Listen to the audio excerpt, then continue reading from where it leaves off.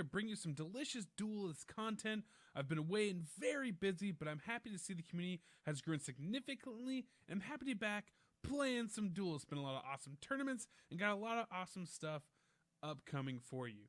Since I've been back, I have seen a lot of talk around how you start the game and have witnessed a lot of misplays in the early stages of the game, and I wanted to shed some light a little bit on this topic and about Duelyst openings. This is geared towards beginner and intermediate players, so if you're an S tier player, your mileage may vary. I don't know how much you're going to get out of this, but it brings us back to the core basics of how you start the game of Duelyst.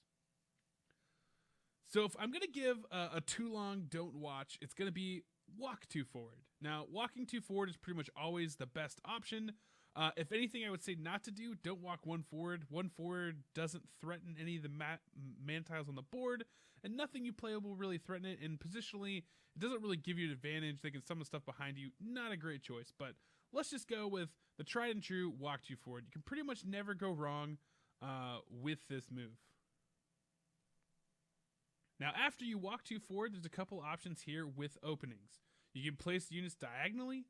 This is very good for infiltrate units if you're Vanar, because you want to get up the field and across the center line. You can place any other aggressive units in order diagonally, and the idea here is that you want to be able to take these corner mana tiles or be able to move up and threaten the center mana tile. For units like, say, this Kaido Assassin, maybe not the best for that because you won't survive a trade, but it does put him in a threatening position where I could go take this mana tile, and if my opponent is respecting the Mist Dragon Seal, I can easily then pop behind him and potentially get some damage, so that will actually change their plays and moves. As player 1, when you have tech units like Veil Hunter or Mana Forger, you're going to want to drop it off before you walk too forward on your turn. This ensures that you have the largest distance possible between your unit and your opponent, which doesn't really want to see battle. There are notable openings that actually involve airdrop units.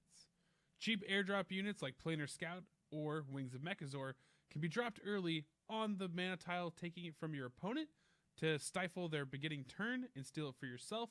In this case, I could simply drop the Planar Scout and play a Kaido Assassin in the same turn, since the Scout would be essentially free, or I can drop the Scout in front of my opponent to prevent them from being able to come in and take this mana core, and I can save it for my follow-up turn next round.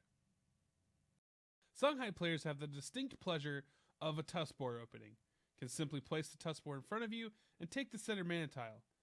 Not only does this discourage the opponent from going forward and hitting the Tuskboar as is out of general damage range, but it makes it very tough for their next few turns to decide what they want to do, knowing that a Tuskboar is going to come out next turn and threaten whatever unit they play. Now, a lot of new players will actually favor player 2 because you start with higher mana, and they view the center mana core as being free.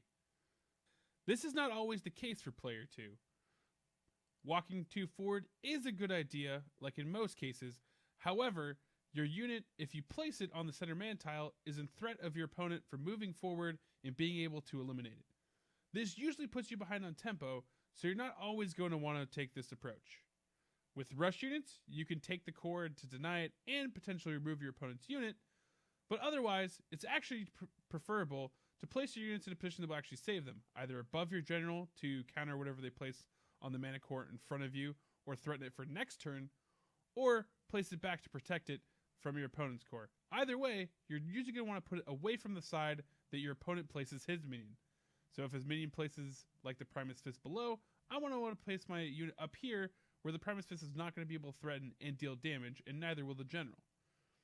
If the Primus Fist was above me, I'd place it down on this bottom row in order to protect my unit. If your opponent missed their opening 2-drop or did an opening that does not threaten the center core, then it is advisable to take it without worry, and we're set up to take it in the following turn. Just like player 1, you're going to want to, as player 2, place your tech and ranged units in positions that will protect them from your opponent in its following turn.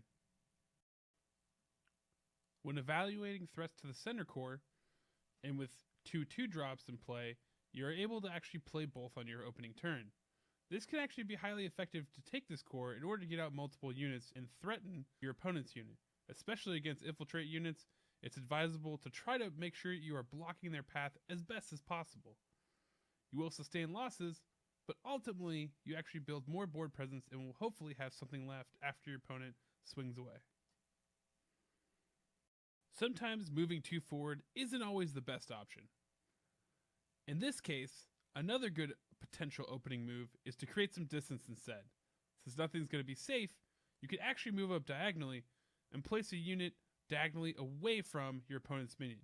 Again, you want to move in the direction that's opposite where your opponent played his minion. If the opponent had played his minion up, I would actually have moved down diagonally and placed my unit to threaten the opposite core. This both keeps your general and the unit that you just played safe, and gives you a chance that if your opponent does not answer this by taking this mana core, gives you other viable options going forward. This is also a good opening against factions that you want to keep distance against, like Linar that might come up on in the following round and try to lock you down with provokes. One notable opening for Abyssian players is to simply walk forward 2 spaces and drop your Wraithling Swarm spam and be able to steal mana tiles. Ideally, you're going to want to be able to steal the one that your opponent is going for, but in this case, it gives you a general idea of that you can take the 2 mana tiles with 1 Wraithling Swarm and then play a follow-up unit to just create mass disruption to your opponent's plans. Following up in round 2, taking 2 steps forward is actually a pretty good play. By stepping forward, you actually put your general in line to take the top mana core on the next turn. If both mana cores are up, even better. After clearing out your opponent's minions, you want to be able to block and protect the top core to take next turn. To do this, you can simply place a unit diagonally above you, protecting your opponent's general's movement, and hopefully securing yourself a mana core on the next turn. For player 2 on your second round, hopefully you're set up to counterattack and take control of the board. This is typically a 5-core turn for yourself, and it's all up to you to unleash. And that's going to wrap up this episode of Duelyst Dojo. If you like this video, like, subscribe, leave a comment below. Let me know what other topics you would like to see in the Duelyst Dojo series, and I'm happy to make that for you guys. But for now, catch you next time on Duelyst Dojo.